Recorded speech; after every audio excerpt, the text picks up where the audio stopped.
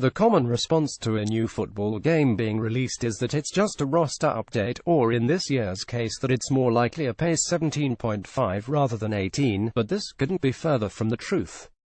Pro Evolution Soccer has been on the rise in recent years, but this year they have set the bar to an all-new level. Coming out a good few weeks before FIFA 18, all I have to say is no pressure. Over to you. And while it'll be interesting to see how they respond with FIFA 18, it's an unenviable position to be in, as it's going to take something rather special to dethrone PES this year. From Pro Evolution Soccer 2016 onwards, there's little doubt that the realism in the game is by far the most impressive it's ever been, and a lot of that can be attributed to the sensational gameplay. The pace of the game is slower than last year, but the passing, movement and dribbling is much cleaner and sharper.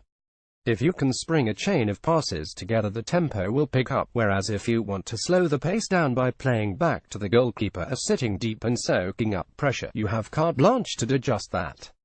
To some players, the fact that PES doesn't boast a more arcade style of gameplay could be off-putting. But the freedom to play a style of football that suits you is what separates this game from its rival. Granted, if you are a regular player of FIFA, you may struggle to adjust to the different gameplay, but give it time.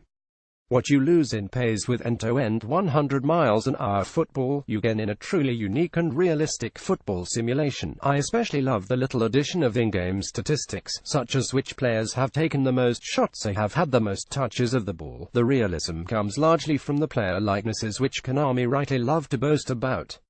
Whether you're dribbling with the silky Antoine Griezmann or powering through the midfield with Emre Can, it's never felt more realistic and responsive. Almost every single player feels different, and using this player engine to build a team in Master League should be really enjoyable. The realism also comes from your setup in the pre-game tactics. Playing the attacking fullbacks or false fullbacks tactic will have a huge influence on how your team will attack. Similarly, using counter-targets or adopting a gauge and press will greatly influence the way you are going to defend. The lesser details have a huge impact on games, and it cannot be stressed enough just how brilliant this is. But it's not all about what PES continues to do, it's also about what they're changing, how they're innovating. One of the biggest disappointments over the last few PES games have been the goalkeepers. The number of goals I conceded because they palmed a weak header back into the six-yard box, or were beaten by a weak finesse shot, was frustrating to say the least, but this now looks to be a thing of the past. That's isn't to say goalkeepers aren't infallible, but the number of mistakes are greatly reduced, and as a result scoring goals has become a little bit more of a challenge. It makes scoring feel that little bit sweeter visually. This game is stunning, and it's undoubtedly the best I've seen in a football game. The player likenesses are incredible, with the likes of Antoine Griezmann and Luis Suarez looking as close to the real thing as you're likely to see. Even the lesser-known or less established players have stunning likenesses to them, with the likes of Trent Alexander-Arnold and Joshua Kimmich looking incredible. The crowd also look better than last year, with Liverpool fans once again singing the world-renowned "You'll Never Walk Alone" before matches feeling even more special. They feel more realistic now, especially when a goal goes in, and the animations and players' emotions all combine to create a visual feast. Everything feels and looks better than PES 2017. My style of play is to defend compactly with a non-stop press, then to counter-attack with fast, incisive passing and forward players sprinting into the box. The style of the game feels like it'd suit my tactics really well. Differing formations and tactics are often conducive to great matches, and the number of tactical approaches on offer here are astounding. Every single game should feel different, be it online or against the CPU. Speaking of which, a new legendary difficulty mode will be unlocked if you can defeat the CPU on Superstar 5 times. This is such a welcomed addition for me, as Master League didn't feel enough of a challenge in the last two PES games. Master League has seen a couple of changes, nothing major, but decent changes regardless.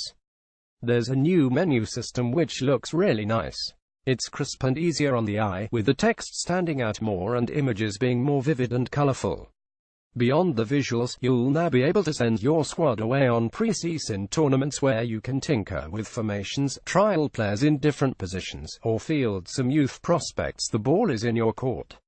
There's a new transfer system where players have release clauses and negotiations are trickier, but just like last year, you'll need to keep a close eye on the transfer and wage budgets. As if the wasn't enough, there are new cutscenes for managers and players. What might seem like minor changes should discourage fans of Master League, because the bread and butter of football games is the gameplay, and it's almost flawless in this regard. Become a Legend is also in the game, and with the AI intelligence being greater than last year, it makes the game mode far more enjoyable. You can customize your player with great detail once again, with face modification, hairstyle, boots, accessories and celebrations being customizable. Starting off as a 17-year-old rookie, it's up to you to establish yourself as a footballer, get called up to your national team, and who knows, eventually win the Ballon d'Or. You can pick a number of positions to play in as you become more experienced, which makes it harder to be benched. Your true progression will be measured by what you do on match day. For those who like the game modes but worry about the licensing issue, you can fix this problem with the option file. The kits look great as usual, and they, dare I say, perfect. Regardless, Konami have done great work in adding to the licenses in PES 2018. Along with their individual club deals with three giants of club football, Liverpool FC, Barcelona and Borussia Dortmund, they have added official partnerships for Valencia, Inter Milan and Fulham FC. The major coup de PES continues to hold over FIFA at the official European competitions UEFA Champions League and UEFA Europa League. Every European game has that big game feel to it which FIFA can't replicate. The beautiful lighting makes European games stand out head and shoulders above the regular league games. The inspiring Champions League music and pre-match graphics really emphasize the importance, and this is where PES really shines. Konami have also added some new stadiums this year, and one of them has to be my all-time favorite already, the Ultimate Stage. Wow, this stadium is amazing. It looks to be a 100,000-seater stadium, probably more, and it's the perfect arena to play a Champions League final in. You have to see it to believe it. On top of that incredible stadium, the likes of Anfield, Camp Nou and Signal Iduna Park look better than last year and feel more atmospheric. Atletico Madrid's new stadium, Wanda Metropolitano, is in the game and it's pretty spectacular. Along with these, two generic stadiums have also been added which add some variety to matches. There are roughly 30 stadiums in PES 2018, with quality over quantity coming to mind. The commentary is marginally different to last year, although a number of elements are very similar. If you compare the commentary team to FIFA, the difference is night and day. A little more insight or a new commentators would breathe fresh air into PES games. Not that the commentary is bad, but it feels like it needs a revamp.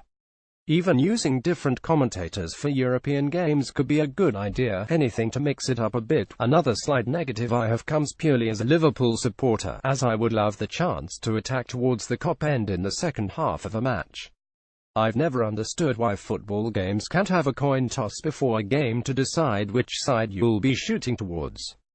Then again, if the cop end was at the other end of Anfield, I probably wouldn't be complaining about it. In terms of online play, the servers aren't live yet, so it's something that cannot yet be judged. However, PES 2018 will see the return of random match selection, as well as 2v2 and 3v3 single-player or online coupe matches, so it'll be interesting to see how the servers hold up.